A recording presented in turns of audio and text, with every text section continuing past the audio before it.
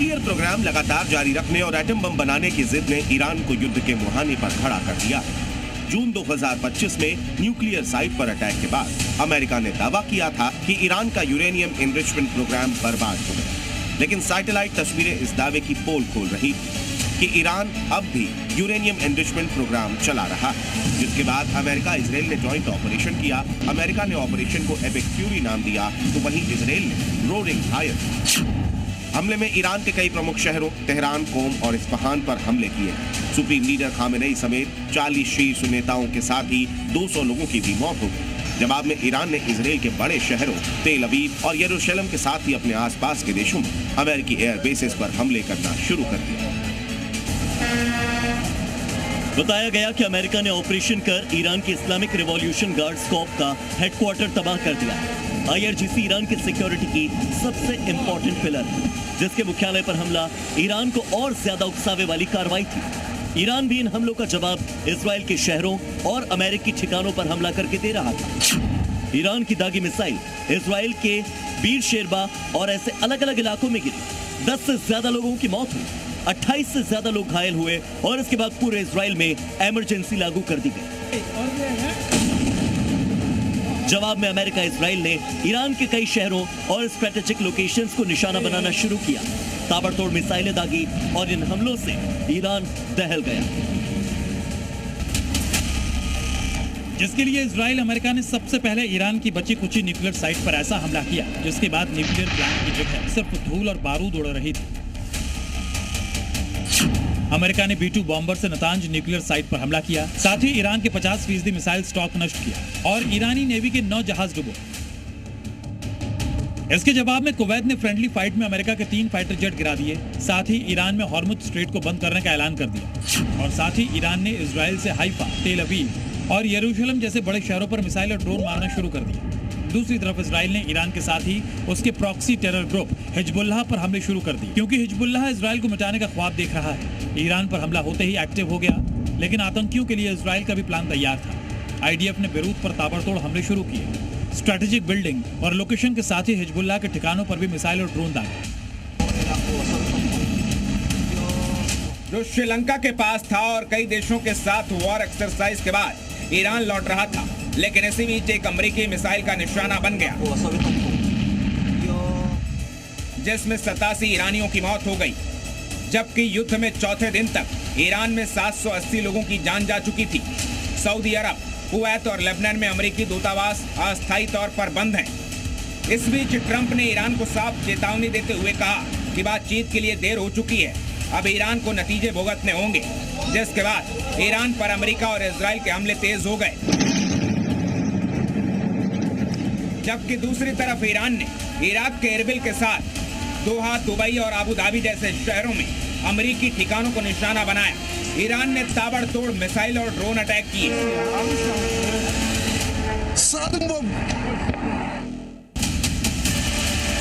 क्योंकि ईरान की सेना ने अरब देशों पर ताबड़तोड़ हमले शुरू कर दिए। ईरान ने करीब 13 देशों को निशाना बनाते हुए वहां मौजूद अमेरिका के ठिकानों और एयरबेस को नेस्तनाबूद कर दिया, जिसकी वजह से 20,000 अमेरिकियों को मिडिल ईस्ट छोड़ना पड़ा। वहीं 5वें दिन इजराइल ने भी ईरान और लेबनान में फिर से हवाई हमले किए। एक रिहायशी इमारत को निशाना बनाया गया। दक्षिणी लेबनान में इजरायली सेना खियाम कस्बे में भी घुस गई, जहां ईरान समर्थित संगठन हिजबुल्लाह के खिलाफ जमीनी अभियान चलाया गया। इसी दौरान अमेरिका की एक पनडुब्बी ने हिंद महासागर में श्रीलंका के तट के पास एक ईरानी युद्धपोत पर हमला किया, जिसके बाद वो डूब गया। इस टॉर्पीडो हमले में कम से कम 83 लोगों की मौत हो गई।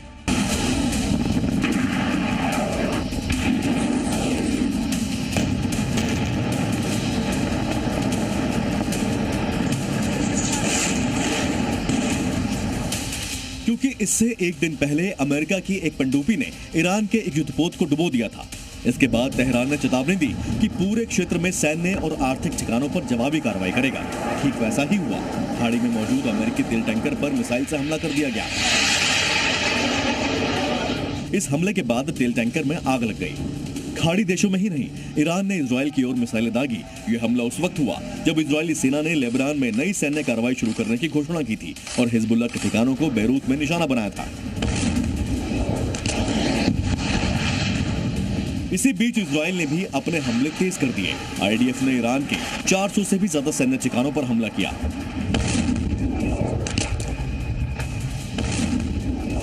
यही नहीं, लेबनान के कई शहरों को निशाना बनाया गया। इजरायली हमलों की वजह से 5 लाख से भी ज्यादा लोग बेघर हो गए।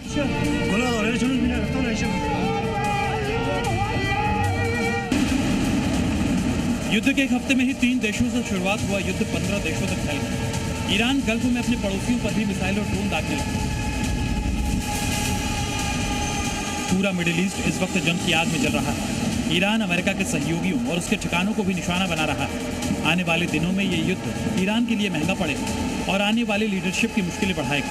साथ ही युद्ध के बीच ही ट्रंप ने भी साफ कर दिया है कि ईरान ने बातचीत का मौका खो दिया है। अब ईरान को बिना शर्त सरेंडर करना होगा। 15 देशों तक युद्ध का प्रभाव दिखने लगा, जिससे तेल की कीमतें बढ़कर $80 प्रति बैरल तक पहुंच गए और अब कयास लगाए जा रहे हैं कि कच्चे तेल की कीमतें $100 तक पहुंच सकती हैं। इजरायली हमले की वजह से लेबनान में 5 लोगों को अपना घर छोड़कर जाना पड़ा, क्योंकि इजराइल ने आदेश दिया था कि किसी भी वक्त बड़े हमले हो सकते हैं, इसलिए अपने घरों को छोड़कर सुरक्षित जगहों पर चले जाएं। लेबनान में इलाके खाली करवाए गए तो ईरान में इजराइल ने 400 से ज्यादा सैन्य ठिकानों को निशाना बनाया।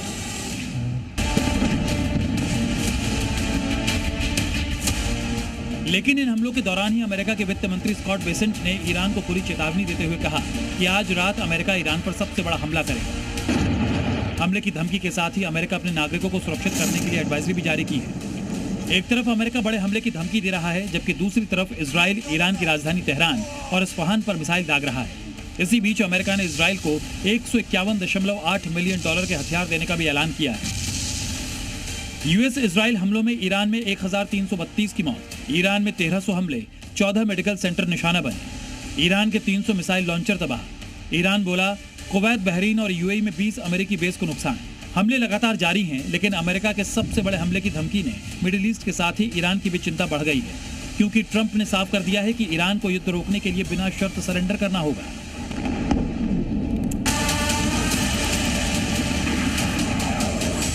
ट्रंप का ईरान को अल्टीमेटम।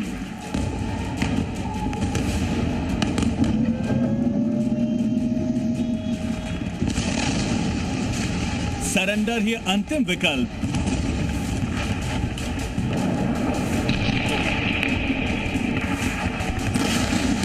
ईरान का टाइम ओवर हो गया। अमेरिका ईरान के बीच महायुद्ध सबसे खौफनाक दौर में पहुंच गया है।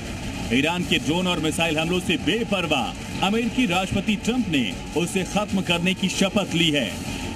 राष्ट्रपति ट्रंप ने दावा किया कि उनकी वीर सेनाओं ने दुश्मन देश ईरान को पूरी तरह बर्बाद कर दिया।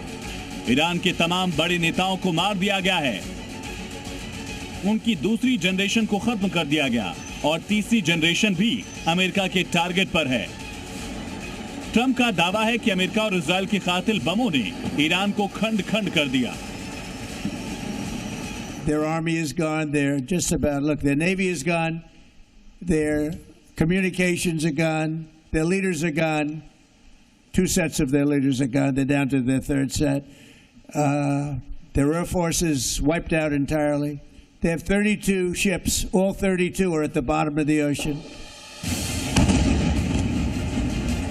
अमेरिकी सैन्य अधिकारियों ने वीडियो जारी कर दावा किया कि ऑपरेशन एपिक फ्यूरी के पहले हफ्ते में ही अमेरिका ने इजराइल के साथ मिलकर ईरान पर 300 से ज्यादा टारगेट पर हमला किया और यह अभियान तब तक जारी रहेगा जब तक ईरान अपने घुटनों पर नहीं आ जाए।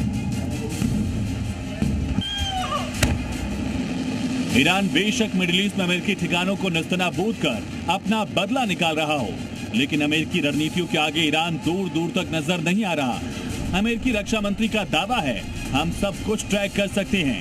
ईरान को किसी गलत फहमी में रहने की जरूरत नहीं है, क्योंकि हमारे पास दुनिया की सबसे ताकतवर फोर्स है और सबसे मजबूत technology. Well, we're tracking everything. Our commanders are aware of everything. We have the best intelligence in the world. We're aware of who's talking to who, why they're talking to them, how accurate that information might be, how we factor that into our battle plans, our CENTCOM commander. हालांकि Iran की तरफ से भी अमेरिकी ठिकानों पर ताबड़तोड़ हमले जारी हैं। अपनी रणनीति बदलते हुए ईरान ने मोज़ेक स्ट्रेटेजी अपनाई है। ईरान की रणनीति है कि सिर्फ हमलावर देश से लड़ना हार की वजह बन सकता है, इसलिए पूरे इलाके को निशाना बनाए रखा जाए।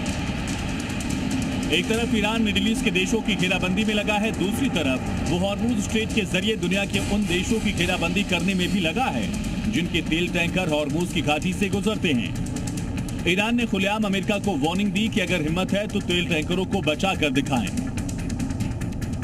ईरानी सूत्रों का दावा है कि उसके लड़ाकों ने अमेरिकी वॉरशिप अब्राहम लिंकन को उड़ा दिया। खबरें तो ये भी हैं कि ईरान की हाइपरसोनिक मिसाइलों के हमलों के बाद बाहुबली अब्राहम लिंकन वॉरशिप 1000 मील पीछे लौट गया है। रक्षा मामलों के जानकार तो ये भी कहते हैं कि वॉरशिप अब्राहम लिंकन के पीछे हटने से अमेरिका की काफी किरकिरी हुई और ये वॉर ट्रंप के गले की फांस बन गया है। आखिर अब्राहम लिंकन अमेरिका के लिए क्यों खास है, ये समझना भी जरूरी है। ये शक्तिशाली न्यूक्लियर पावर्ड एयरक्राफ्ट कैरियर है जो 333 मीटर लंबा और 1 लाख टन वजनी है, जो परमाणु ऊर्जा से चलता है। इसकी रफ्तार 55 किलोमीटर प्रति घंटा है। इस पर 90 लड़ाकू विमान तैनात रहते हैं। साथ ही 5000 से ज्यादा सैनिकों की इस पर तैनाती रहती है। अत्याधुनिक हथियारों से लैस वॉरशिप अब्राहम को 1989 में अमेरिकी सेना में शामिल किया गया था।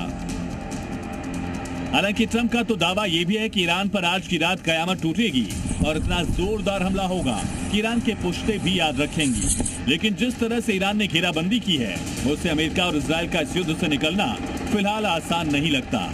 ब्यूरो रिपोर्ट, जी मीडिया।